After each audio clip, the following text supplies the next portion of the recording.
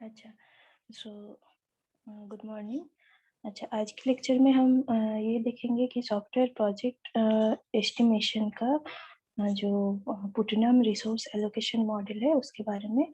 जो क्या होता है, एक तो एस्टिमेशन टेक्निक ये डिफाइन करता है कि whatever the effort required to complete a software project and how it has been estimated, तो उसके रिक्वायरमेंट को स्टफिंग करना, कैसे वो डिटरमाइन करना है, वो हम ड्यूरिंग सम एस्टिमेशन वर्क उसको एस्टेब्लिश करते हैं। एक होता है नॉर्दर्न वर्क और एक है आपका पुटनम रिसोर्स एलोकेशन मॉडल। ठीक है, तो नॉर्दर्न क्या कंक्लूड किया था कि ऑलरेडी हमने डिस्कस किया था कि नॉर्दर्न के केस में क्या होता है, स्टफिंग पैटर्न जो होता है वो R&D टाइप ऑफ प्रोजेक्ट के लिए फॉर द मतलब for the condition of low level and if we want to increase the peak value, तो उस केस में हमें उसको थोड़ा ज़्यादा इलेबोरेट करना है और उस इंफॉर्मेशन को ज़्यादा स्पेसिफाई करने के लिए हमने यहाँ पे क्या किया, पुटनम रिसोर्स एलोकेशन का मदद लिया है। ठीक है, तो Putnam work not only specify the stuffing pattern or the R&D type of project. It also specify the if there small number of developers are needed, तो उस केस में अगर हम उसके एफर्ट को कैलकुलेट करना है, उसके अप्रोक्सीमेट क्या बोले कर्व जनरेट करना है depending on the time and effort, तो हम कैसे कर सकते हैं। ठीक है, तो whenever the project will be progress and if there includes some more detailed for the work, so how we will perform the task. Okay, and the number of developer, if the number of developer increases, तो उस case में कैसे कोई भी project का product value को हम set कर सकते हैं, उसके पीक वैल्यू डिफाइन कर सकते हैं। वो क्या होता है कि डिपेंडिंग ऑन पुटनम कर्व हम उसको रिप्रेजेंट करते हैं। ओके, तो देखो यहाँ पे क्या बोला है, Putnam resource allocation, it is based on the relay curve for approximating the hardware development project. Okay, अच्छा, मेनली पुटनम के केस में क्या होता है कि this model only assume the effort during the program development, which is follows by the this curve, relay type of curve. Okay, तो यहाँ पे देखो कि क्या हो रहा है कि पर्सन और टाइम के अकॉर्डिंग हम कर्व को जनरेट कर रहे हैं, जो कि एक इलेप्स टाइम है और नंबर ऑफ टीम मेंबर्स कितने होंगे उस हिसाब से हम ये चेक कर सकते हैं कि whatever the man power requirement are there, वो अगर मेजरमेंट करना हो है कोई भी प्रोजेक्ट के लिए तो वो कैसे एस्टेब्लिश होगा। ठीक है, तो यहाँ पे अगर ये क्या है, इस केस में ये जो कर्व जनरेट हुआ है तो कहीं ना कहीं यहाँ पे पीक वैल्यू होगा। ठीक है, तो पीक वैल्यू डिपेंड क्या करता है कि आपका जो पीक वैल्यू जितना ज्यादा होगा, आप कर्व में डिजायर्ड मतलब क्या बोले कि जो आपका अगर मैन पावर डिस्ट्रीब्यूशन चेक करना है तो डिजायर आउटपुट तक आप इजीली मतलब आ सकते हो, उसका आउटपुट इजी निकल के आएगा कि जब आपका पीक वैल्यू सपोज 0.15 दिया गया है 1 to 5, तो if the peak value is 0.25 या फिर पीक वैल्यू इज 0.35 ऐसे करके है, तो क्या होगा, ये कर्व थोड़ा पहले ही इसका पिक वैल्यू जनरेट करके दे देगा। ठीक है, वो चीज हम देखेंगे कि मेजरमेंट करना है अगर जब हमें मैन पावर के क्या बोले कि क्यूमुलेटिव मैन पावर अगर हमें जनरेट करना है तो हम पिक वैल्यू को कैसे रिलेट करेंगे। ठीक है, और उसके वैल्यू जनरेट करके हमें दिखाना है डिपेंडिंग ऑन द प्रॉब्लम कि प्रॉब्लम कैसे गिवन है और उस हिसाब से हमें आउटपुट जनरेट करना है। कुमारी mute, please mute the mic.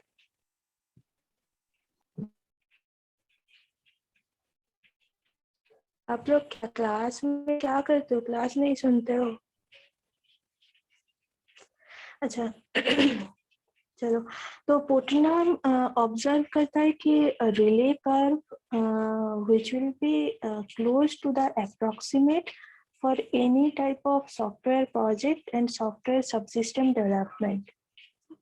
सो यहाँ पे हमने कर्व लिया है जहाँ पे क्या हो रहा है कि ये कर्व क्या डिफाइन कर रहा है वो यहाँ पे शो किया गया है। अच्छा, it measures the man power in terms of person per unit time as the function of time.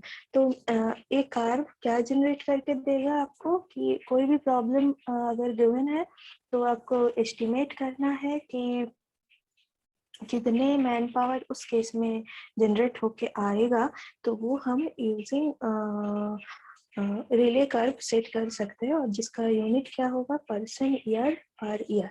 ठीक है, the relay curve is given by differential equation. तो अब इसके देखो, अगर प्रॉब्लम सॉल्व करना है तो ये कुछ फॉर्मूला है, ये ध्यान में रखना है। यहाँ पे क्या है, M T is equal to divide by D T 2k e t e to the power minus a t square। ठीक है, तो डिफरेंशिएट कर रहे हैं, डी क्या रिप्रेजेंट कर रहा है, man power utilization rate per unit time. ठीक है, टी रिप्रेजेंट कर रहा है इलैप्स टाइम। ओके, ए जो है ये parameter affecting shape of the curve means ए आपका क्या है, पिक वैल्यू को जनरेट करने में मदद करेगा। ठीक है, तो ए ये डिटरमाइन करेगा कि what is the peak man power if the large if there is larger value of a then it will be easier to reach the peak value or you can say easier to reach the peak or steeper value of the person profile. Okay, so a क्या determine कर रहा है कि a is the parameter which will affect the shape of the curve. a का value जितना increase करता हुआ जाएगा तो हम इजीली कोई भी एक वैल्यू में हम पहुंच सकते हैं जो कि क्या पर्सन के प्रोफाइल के हिसाब से रिप्रेजेंट करेगा। ठीक है, तो ए पिक वैल्यू डिफाइन करता है। के क्या है, के है कि area under the curve in interval of 0 and infinity. ठीक है, तो मीन्स के ये डिफाइन कर रहा है कि what is the total life cycle effort बोल सकते हो from starting of the project through the maintenance. ठीक है, तो एरिया क्या वहाँ पे कितना एरिया वहाँ पे चाहिए, interval of time, interval of 0 to infinity means whatever the life cycle span. ठीक है, फॉर दैट एफर्ट उसका क्या स्टार्टिंग टू एंड तक जितना भी मतलब start from the project through out the maintenance.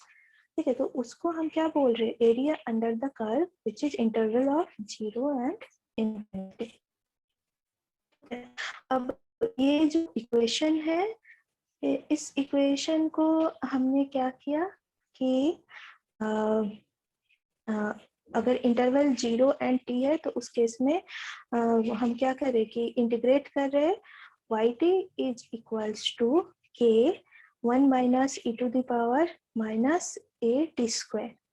ठीक है, तो ये क्या है कि ये क्यूमुलेटिव पावर मैन पावर को इम्प्लीमेंट करने में मदद करेगा। तो अगर हमें बोल दिया जाए कि प्रॉब्लम हम सॉल्व करेंगे तो वहाँ पे आपको बोलेगा कि depending on this Putnam curve आपको मैन पावर रिपेंड करना है। तो पहले तो आप उसके जो डिफरेंशिएट वैल्यू है, मतलब ये क्या है, ये mt जो है ये मैन पावर है। ठीक है, तो क्यूमुलेटिव मैन पावर क्या बोल रहा है कि अप टू सम टाइम अगर y का वैल्यू 0 है तो 0 आएगा, y का वैल्यू इंफिनिटी है तो k आएगा। Means cumulative man power is null at the starting point of the project, and whatever it grows then क्या होगा कि whatever it goes towards the ending of the project, the total effort will be k. Okay, so इसलिए हमने क्या किया है कि under the curve क्या उसका एफर्ट कैलकुलेट हो रहा है वो हम डिपेंडिंग ऑन के रिप्रेजेंट कर रहे हैं। तो के का वैल्यू हम क्या कर रहे हैं कि इंटीग्रेट कर रहे हैं वाई टी के according. Y T is equals to if Y T is equals to 0 then means T का वैल्यू अगर 0 होता है तो cumulative man power will be null at the starting of the project, and if y is equals to infinity then it will represent the k। ठीक है, तो means जितने उसके प्रोजेक्ट मतलब क्या बोले कि मैन पावर ग्रो होता जाएगा या फिर प्रोजेक्ट मतलब go through the maintenance, means जितना स्टार्टिंग से एंड तक जाएगा तो monotonically the effort will be total effort will be towards the infinity, or you can say that it will be k। Okay, तो ये इक्वेशन देखना है। अच्छा, अब देखो a जो है a जो है ये पैरामीटर के एक क्या है कि कर्व के शेप को आपको वेरी करता है। ठीक है, मतलब a जो है ये पिक वैल्यू जनरेट करता है, जैसे मैंने पहले ही कहा है dimension of a is equals to 1 by t square. ठीक है, और it plays an important role in determination of the peak man power. ठीक है, तो पिक मैन पावर मतलब पिक वैल्यू जितना ज्यादा हम डालेंगे तो पिक वैल्यू एक का वैल्यू जितना ज्यादा डालेंगे तो पिक वैल्यू इजीली हमें मिल सकता है, और जो कि एक क्या होता है कि कर्व के शेप को हमें फिर आप बोल सकते हैं कि occurrence of the peak or the steeper value for the person profile will get easier और easily। ठीक है, तो उस केस में हमने क्या किया कि इम्पोर्टेंस ऑफ ए हमने समझा, और जो डिटरमाइन किया जाता है 1 बाई टी स्क्वायर। ओके, अच्छा, अब देखो कि फिर से हमने क्या किया कि dy बाई डी टी जो था उसको डिफरेंशिएट किया, इसको dy by D T is equal to ये दिया था ना, तो D two D square Y by D T square उसको डिफरेंशिएट किया, और हमने ये देखा कि अगर ये इक्वल टू 0 होता है तब टी डी का वैल्यू क्या आ सकता है। ठीक है, क्योंकि हमें a को रिप्रेजेंट करना है, तो a का वैल्यू अगर हमें डिटरमाइन करना है तो हम क्या कर सकते हैं, a is equals to 1 by T D square ऐसे लिख सकते हैं, जो कि ये बोल रहा है कि a रिप्रेजेंट कर रहा है 1 बाई टाइम स्क्वायर। ठीक है, तो td is the time where maximum effort rate occurs and td represents the total project development time।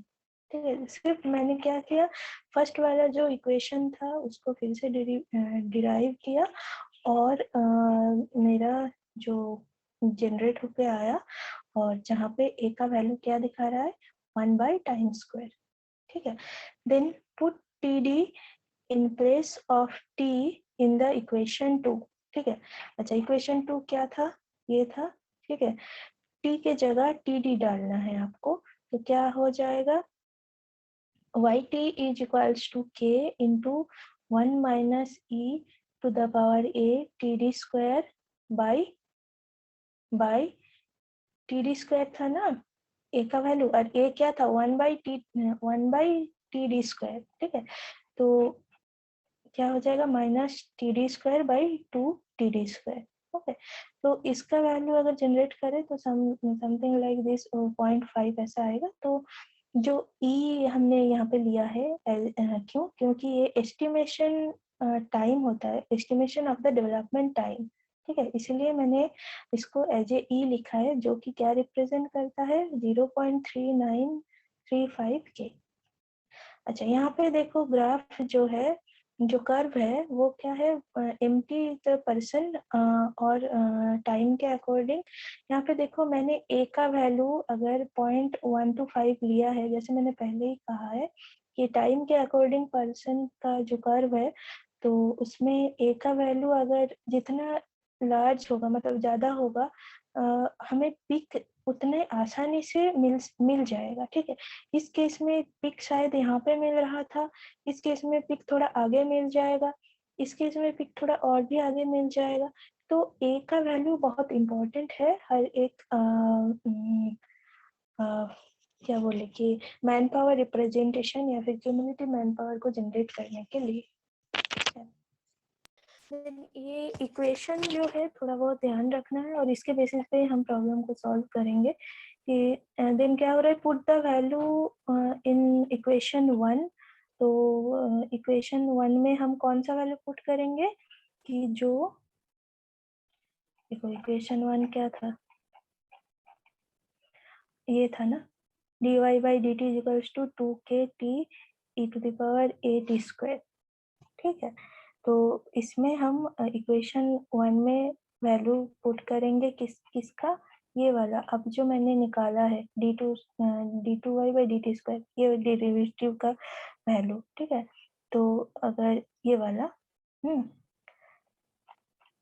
क्या आ रहा है 2k/2td² t e t² by 2td², तो इसको जनरेट करेंगे तो ऐसा कुछ आएगा। तो आपको ये डिफाइन करना है कि मैन पावर क्या रिप्रेजेंट कर होगा उस केस में। तो ये बोल दिया जाएगा, टेंशन लेना नहीं है, मतलब ये इतना बड़ा इक्वेशन आपको याद नहीं करना है, आप सिर्फ मेथड फॉलो करो और इजीली ये सॉल्व हो जाएगा, ठीक है। और पीक मैन पावर के केस में अगर हमें जनरेट करना है तो क्या हो जाएगा, उस केस में फॉर्मूला MTD, जहाँ पे टाइम T को हमने TD में रिप्रेजेंट किया, और जो कि क्या डिफाइन करता है K/TD √E, ठीक है। K है टोटल प्रोजेक्ट पर एफर्ट और TD तो टाइम है, एंड ये आप डिफाइन कर सकते हो for determining the peak man power, ठीक है। तो एक प्रॉब्लम जैसे हम लोग देखते हैं यहाँ पे, देखो कि ये software project is plan to cost 95% year in a period of 1 year 9 month, calculate the peak manning and average rate of software team buildup, ठीक है। तो यहाँ पे क्या बोल दिया गया है कि कॉस्ट जो है 95% ईयर, ठीक है। तो सॉफ्टवेयर प्रोजेक्ट कॉस्ट मीन्स क्या है यहाँ पे के के जो है वो क्या हो रहा है कि हम क्या कर रहे हैं कि पर्सन पर टाइम के अकॉर्डिंग कोई भी रिले कर्व को जनरेट कर रहे हैं ना, तो के क्या रिप्रेजेंट कर रहे हैं, area under the curve, area under the curve और द लाइफ साइकिल एफर्ट, ठीक है। तो इस केस में एफर्ट के हिसाब से अगर हम देखें तो प्रोजेक्ट का कॉस्ट रिप्रेजेंट करता है के से, जो कि है 95 पर्सन ईयर PY ऐसे लिखे है, ठीक है। पीक डेवलपमेंट टाइम क्या बोला है कि 1 ईयर 9 मंथ, उसको हमने क्या किया 1 ईयर प्लस 9/12, तो टोटल कितना टाइम है वो हमने लिखा है 1.75 ईयर, और जो रिप्रेजेंट करता है क्या TD, ठीक है। तो एक तो हमें K मिल गया, TD मिल गया, ठीक है। अच्छा, टाइम मिल गया, और area under the curve in the interval जो रिप्रेजेंट करता है सॉफ्टवेयर प्रोजेक्ट के कॉस्ट को, वो हमें मिल गया। अब हमें क्या चाहिए कि calculate the peak manning and average rate. Peak manning means जैसे मैंने यहाँ पे किया है कि peak man power means MTD, और you can say that M0. So M0 is equals to what? K by TD root over E. Okay, K by TD root over E. तो देखो K का वैल्यू क्या है 95, and development time क्या है 1.75, and ये जो वैल्यू है ये है 1.648, ठीक है। तो ये आपको याद रखना है। तो उसको अगर हम कैलकुलेट करें तो पिक मैनिंग का वैल्यू क्या होता है, या फिर जो रिप्रेजेंट कर रहा था peak man power means whatever the people involved in the project at the peak time, ठीक है। तो उसी को ही हम पिक मैनिंग बोल रहे हैं। ओके, तो M0 is equals to K by TD root over E, और वो क्या रिप्रेजेंट कर रहा है कि 33% इतने पर्सन रिक्वायरमेंट है। अच्छा, and average rate of software team buildup, तो average rate of software team buildup, average means क्या, जितने पर्सन्स होंगे और depending on the development time, ठीक है। तो M0 बाई TD अगर करें तो 33 डिवाइडेड बाई TD का वैल्यू क्या था 1.75, ओके। तो 18.8% पर ईयर, ठीक है। ये था फर्स्ट वाला प्रॉब्लम। आई थिंक आप लोगों को समझ में आया है यहाँ तक, average rate of software buildup end. अच्छा, नेक्स्ट प्रॉब्लम देखो, कंसीडर के project for which man power requirement is K is equals to 600% year and development time is 3 years 6 months. Calculate time. What is the manpower cost after 1 year 2 month? ठीक है। यहाँ पे देखो, तो हमें क्या करना है, calculate the peak manning of and peak time. तो टाइम निकालना है TD। TD क्या बोल रहा है, देखो 3 मंथ, तो 3 + 6/12 year means 3.5 year. Peak manning अब निकालना है। पिक मैनिंग तभी हम निकाल पाएंगे मीन्स पिक मैन पावर कि वो अगर K का वैल्यू हमें पता हो, और मतलब K means the total life cycle effort from the starting of the project through out the maintenance. So effort हमें पता होगा, और टाइम हमें पता होगा, ठीक है। और उस हिसाब से, क्योंकि फॉर्मूला ही मेरा ऐसा है कि peak man power is equals to K by TD root over E, ठीक है। तो K का वैल्यू 600, क्योंकि ये प्रोवाइडेड है। TD root over E, TD क्या है 3.5 इंटू E, ये आपको रूट ओवर E का वैल्यू हमने डाला है 1.648, तो अप्रोक्सीमेटली यहाँ पे 104% चाहिए, ठीक है। तो calculate the peak manning and peak time. Peak time हमें मिल गया 3.5 ईयर, और पिक मैनिंग कितने मैन पावर चाहिए 1.104, मतलब 104 मैन मतलब पर्सन यहाँ पे चाहिए। नेक्स्ट कंडीशन क्या बोल रहा है कि what is the man power cost after 1 year 2 month, ठीक है। तो मैन पावर कॉस्ट हम क्या लेंगे मैन पावर कॉस्ट हम कैसे निकालेंगे कि टाइम इंटरवल हमें निकालना है जो कि 0 to t कैलकुलेट कर रहा है, जो कि cumulative man power which is use up to the time t, जो यहाँ पे था, याद करो, ये वाला, ठीक है। तो yt का वैल्यू हमें निकालना है, yt is equals to k into 1 minus e to the power a t square. तो ये वाला फॉर्मूला यूज करेंगे, क्योंकि हमें पूछ रहा है कि क्या पूछ रहा था कि what is the man power cost after 1 year 2 month, means शुरू से लेकर लास्ट तक आपको पूछ रहा है। तो हमें क्यूमुलेटिव मैन पावर का वैल्यू निकालना है, जो रिप्रेजेंट करता है yt is equals to k into 1 minus e to the power minus a t square. t यहाँ पे क्या है, क्या बोल रहा है, आफ्टर 1 year 2 month, तो 1 प्लस 2 बाई 12 ईयर, तो टोटल टाइम हो जाता है 1.17 ईयर। ए का वैल्यू अगर जनरेट करेंगे तो ए ऑब्वियसली आपको पता है कि 1 बाई टाइम स्क्वायर होता था ना, याद है, देखो ये dimension of a is 1 by time square, और a you can say that 1 by T D square, ठीक है। तो ए को अगर हमें डिफाइन करना है तो हम क्या करेंगे, a is equals to 1 by 2 t D square, जहाँ पे टी डी अब क्या है, टी डी ऑलरेडी हमने निकाला है, जो पिक टाइम था क्या था 3.5 ईयर, तो 3.5 ईयर। तो ऐसे करके हम ए का वैल्यू निकाले हैं। अब वाई टी मतलब टी अब जब 1.17 है, तो उस केस में क्या होगा, के तो ऑलरेडी पता है 600 into 1 sorry 600 into 1 minus e to the power minus a का वैल्यू क्या है 0.41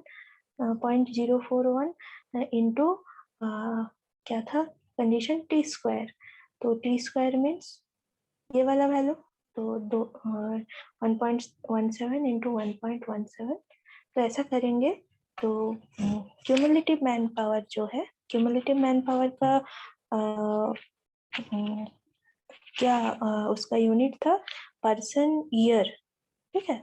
तो पर्सन ईयर उसका क्या हो जाएगा, यूनिट हो जाएगा, और जो रिप्रेजेंट करता है 32.6 person year.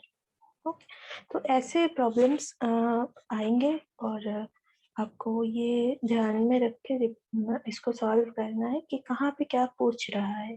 Peak manning means यहाँ पे पूछ रहा है कि पिक मैन पावर कितना चाहिए, ठीक है। और यहाँ पे सिर्फ क्या बोल रहा है कि मैन पावर कॉस्ट, यहाँ पे हम ये देख रहे हैं कि इंटीग्रेट कर रहे हैं जो भी पहले एमटी का वैल्यू था उसको इंटीग्रेट करके जो आ रहा है, और उसमें हमें क्या चाहिए कि एफर्ट कैलकुलेट करना है कि सॉरी के का वैल्यू हमें पता होना चाहिए कि area under the curve in the time interval of 0 and infinity क्या है, ठीक है। ए का वैल्यू हमें चाहिए विच determine the peak man power, ठीक है। और क्या होगा कि जो हमें हेल्प करेगा कि whatever the occurrence of the peak, ठीक है। तो ये हमें चेक करना है, और क्यूमुलेटिव मैन पावर ये रिप्रेजेंट करता है कि टाइम इंटरवल में इन बिटवीन 0 टू इन्फिनिटी, जैसा आपका टाइम दिया रहेगा, यहाँ पे जैसे बोल रहा है कि आफ्टर 1 year 2 month क्या होगा, तो मतलब शुरू से लेकर अब तक क्या उसका रिप्रेजेंटेशन है, कितना मैन पावर चाहिए, ठीक है। तो ये सारा चीजें आपको ध्यान रखना है। प्रॉब्लम से ये सब एग्जाम में पूछता है, इसलिए मैंने करवा दिया है, और ऐसे ही कुछ कुछ चीजें थोड़ा रह गया है, वो भी कंप्लीट हो जाएगा, तो ठीक है। चलो आज के लिए इतना ही, आई होप यहाँ तक समझ में आया है आप लोगों को।